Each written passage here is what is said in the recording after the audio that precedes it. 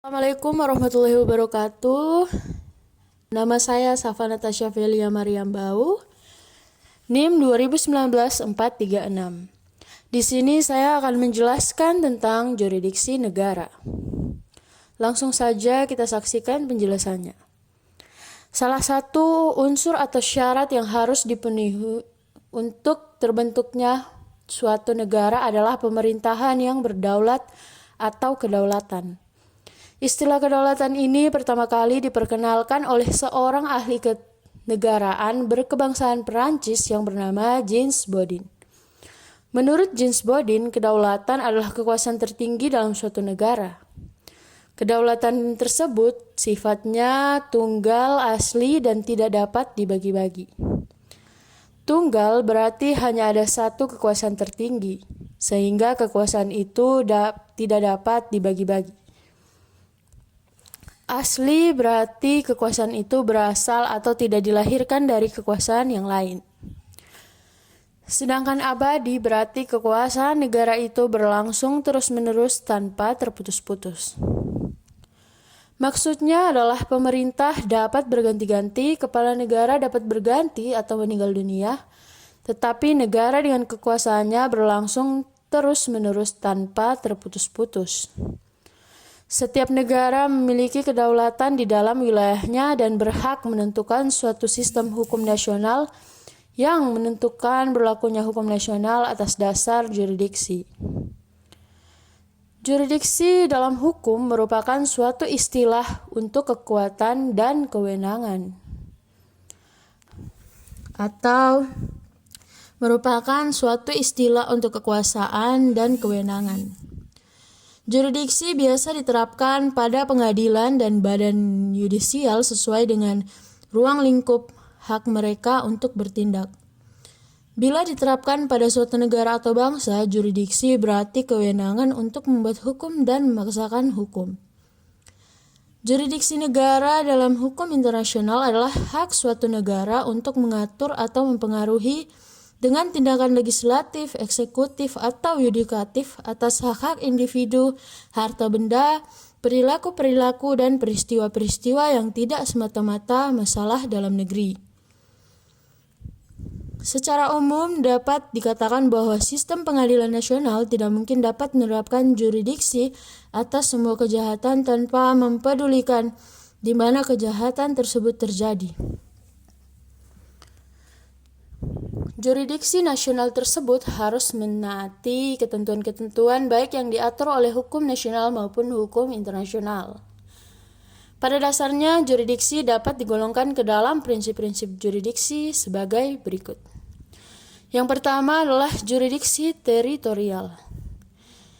Jurisdiksi teritorial menegaskan bahwa setiap negara berhak mengatur dan menerapkan hukumnya terhadap perbuatan yang seluruh atau sebagian substansialnya dilakukan di wilayah teritorialnya.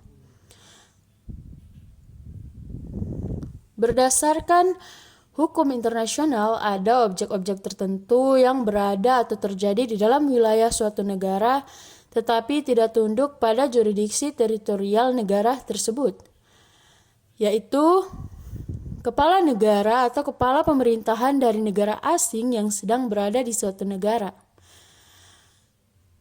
perwakilan diplomatik dan konsuler dari negara asing yang ditempatkan di suatu negara, kapal pemerintahan negara asing, angkatan bersenjata negara asing, dan organisasi internasional. Jurisdiksi teritorial ini mengalami perluasan, yaitu prinsip subjektif teritorial atau teritorial subjektif, yaitu jurisdiksi negara terhadap perbuatan pidana yang dilakukan di dalam wilayah suatu negara tetapi diselesaikan di luar atau di wilayah negara lain. Yang kedua, prinsip objektif teritorial atau teritorial objektif. Berdasarkan prinsip ini, jurisdiksi negara terhadap perbuatan pidana yang dilakukan di luar wilayah suatu negara atau di wilayah negara lain tetapi diselesaikan di dalam. Dengan kata lain, Negara yang punya jurisdiksi adalah negara di mana perbuatan pidana itu diselesaikan. Ketentuan mengenai asas teritorial juga diatur dalam Peraturan Nasional Indonesia, yaitu Pasal 2 Kitab Undang-Undang Hukum Pidana Indonesia.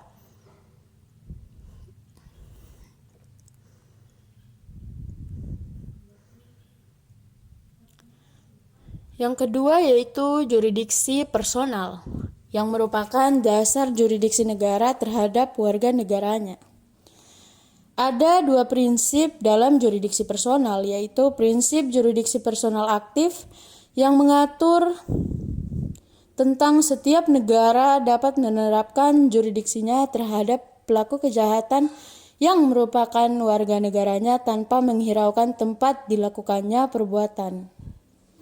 Hal ini berkaitan dengan aktivitas, kepentingan, dan status serta hubungan warga negaranya. Prinsip jurisdiksi personal pasif yaitu yang mengatur tentang suatu negara memiliki jurisdiksi untuk mengadili setiap orang asing yang melakukan pelanggaran atau tindak pidana terhadap warga negaranya di luar negeri. Yang ketiga, jurisdiksi perlindungan.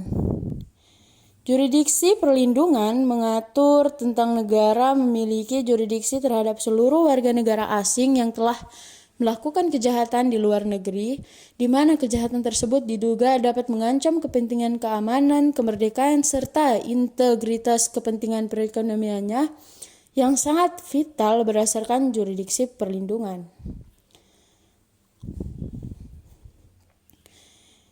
Yang keempat, jurisdiksi universalitas. Jurisdiksi ini sangat penting untuk mengadili kejahatan-kejahatan lain yang diakui oleh masyarakat negara-negara sebagai kejahatan yang menarik perhatian internasional, tanpa memperhatikan apakah negara tersebut ada kaitannya dengan kejahatan, pelaku, ataupun korban.